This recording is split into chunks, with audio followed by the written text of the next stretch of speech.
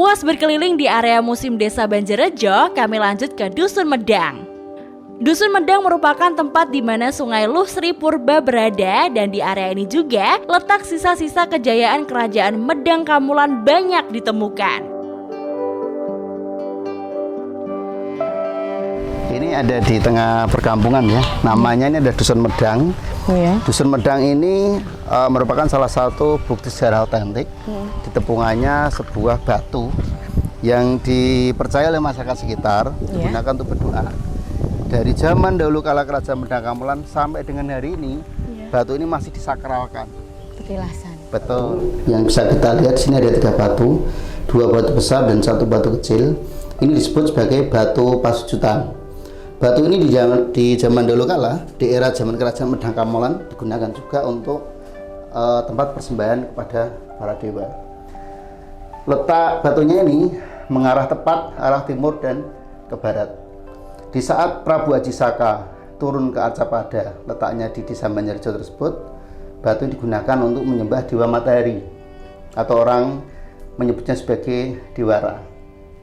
Sama seperti peradaban di suku Maya Inka dan Mesir di belahan dunia barat, bahwa Dewa Matahari ini menjadi soul spiritnya manusia di dunia. Dari sinilah perhitungan tahun bulan Saka dimulai di saat Adi Saka membuat Rup Jawana Coloko dan menandainya menjadi titik awal tahun hitungan Saka di dunia. Dengan menghitung pola perputaran matahari, bulan, dan bumi itu sendiri.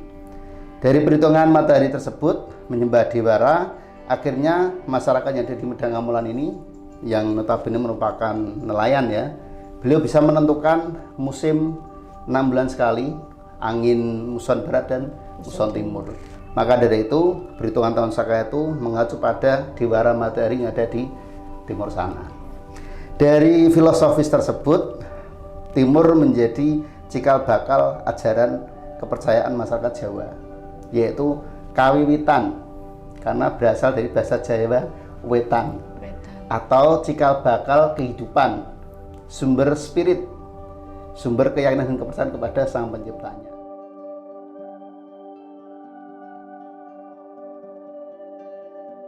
Di sini disinyalir adalah letak ditemukannya petilasan Prabu Dewata Cengkar, yaitu raja pertama kerajaan Medang Kamulan yang diceritakan bertumbuh tinggi besar seperti raksasa, keturunan genetika manusia purba dari Paleojavanicus erectus di Jawa.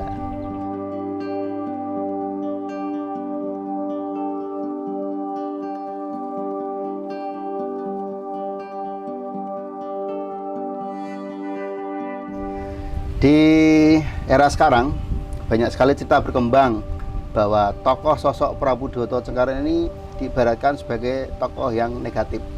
Artinya apa? Beliau dideskripsikan menjadi seorang raja yang punya kegemaran suka makan manusia. Perlu kami sampaikan juga ya, secara logika, bila mana seorang raja Prabu Dewata Cengkar ini suka makan manusia, dia tidak akan pernah punya rakyat yang taat, patuh, serta menjadi sebuah koloni kehidupan yang sangat maju di zamannya.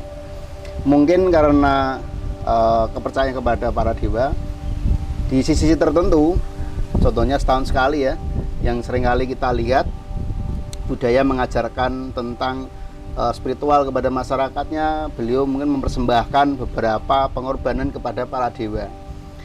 Melihat dari kepercayaan tempo dulu, mungkin mengorbankan manusia ini merupakan salah satu wujud kepatuhan kepada para dewa. Bisa jadi itu dilaksanakan tapi tidak setiap hari, di momen-momen tertentu atau di waktu tertentu juga. Tentu punya kepentingan di situ. Mungkin kita sebagai generasi perlu meluruskan bahwa tokoh seorang Prabu Dewata Cengkar tidak seperti pemikiran kita saat ini yang gemar sekali memakan manusia. Tapi kita harus melestarikan apa yang dulu pernah diajarkan ini menjadi sesuatu doa kepada Sang Pencipta dengan menggunakan beberapa cara seperti bancaan, mungkin menggunakan hewan ternak, buah-buahan sebagai prosesi penghormatan kepada Sang Penciptanya sebagai puji dan syukur. Tentu Prabu Aji Saka mengajarkan adab yang lebih mulia daripada era zaman kerajaan Prabu Dewata Cengkar. Dan ini akan menjadi nilai tersendiri bagi masyarakat kita tentang budaya luhur yang sangat berkembang di Pak Hadi, apakah benar konon ceritanya ketika Prabu Dewata Cengkar berperang dengan Prabu Raden Ajisaka ini dan berubah menjadi bajul putih atau buaya putih? Ya, perlu kami sampaikan juga bahwa tempat bertempurnya Prabu Ajisaka dan Prabu Dewata Cengkar itu tidak di pantai selatan Pulau Jawa. Mungkin karena mindset kita saat ini melihat Gerobokan adalah sebuah daratan yang luas, tidak ada laut, pasti orang berpikirnya itu pantai selatan terjadinya peperangan itu. Titik lokasinya lebih tepatnya ada di sekitar Blutuku, karena di sana adalah pesisir pantai yang tadi sempat kita kunjungi.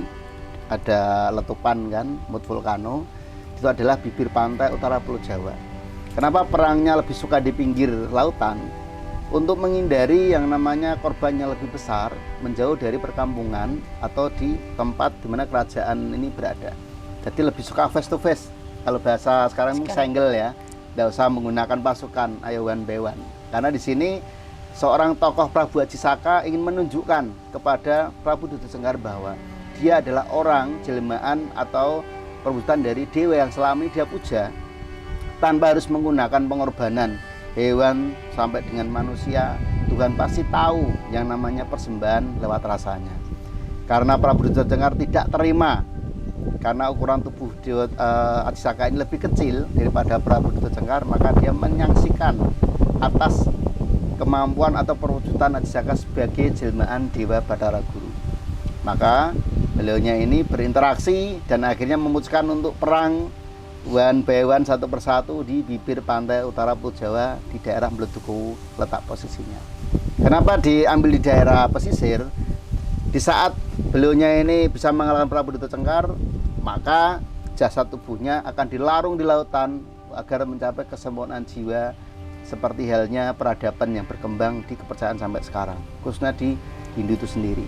Karena dewa laut bisa menerima apapun itu bentuk, jasad maupun pemikiran maupun hal yang negatif, laut akan menyempurnakannya secara filosofis melalui air yang dia milikinya, disucikan di sana.